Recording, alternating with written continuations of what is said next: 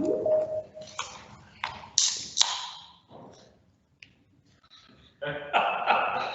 guys, it's been a long year.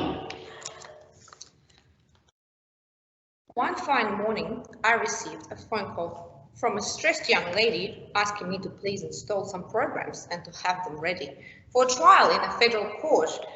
That should be easy, although I thought.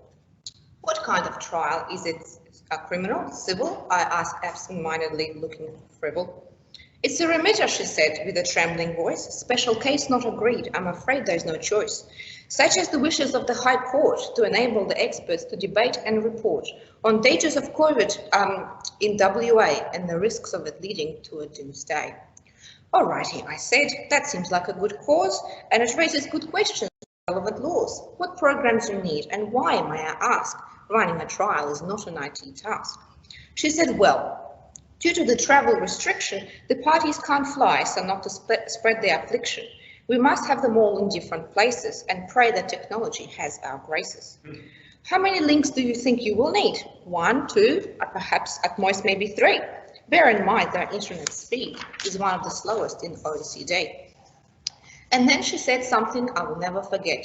She said that it is essential that we are to get enough bandwidth for 12 councils arguing, 11 instructors whispering, 10 volume of exhibits, 9 support staff struggling, 8 reporters watching, 7 preliminary directions hearings, 6 interveners, 5 expert witnesses, 4 different locations, 3 flustered associates, 2 nervous breakdowns, and 1 very stressed judge.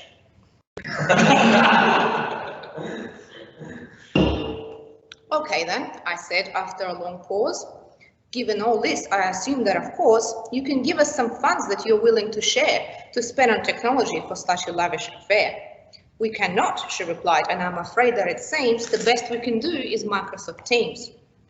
It cannot be done, I begged and I pleaded, as Microsoft Teams was not what we needed. Despite my alarm as the day drew near, it was clearly not what they wanted to hear. Suffice to say, the whole thing was amiss, but for your entertainment, it went something like this. It started off with a link being sent a day prior, getting parties to click on it would woefully dire. After the struggle of clicking was finally over, another problem arose that made matters much slower. Despite seeing counsel and witnesses' faces, we could not hear the words uttered or phrases. Was it the fault of computers, you ask?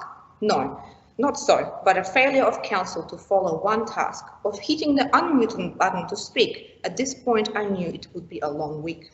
Of course, counsel's skills was not all that caused trouble. Random observers also appeared to struggle. With the idea that their face was not welcome on screen, I wish that some of it could be unseen. Causing great dread to all who watches, the camera angle often pointed at crotches. If that caused insufficient drama, during 4th day of trial, someone ate a banana. But credit where credit is due, they managed to push all the evidence through. The experts have spoken and His Honour has ruled that COVID is not so easily fooled. Closed borders work well to stop the disease. There were no equal measures upon which to seize. As for IT guys, I remind you to please be kind to us as we get through this year of unease. It won't surprise you when I admit this high and fair nearly caused me to quit. Hello IT. Have you tried turning it off and on again? Connecting you now.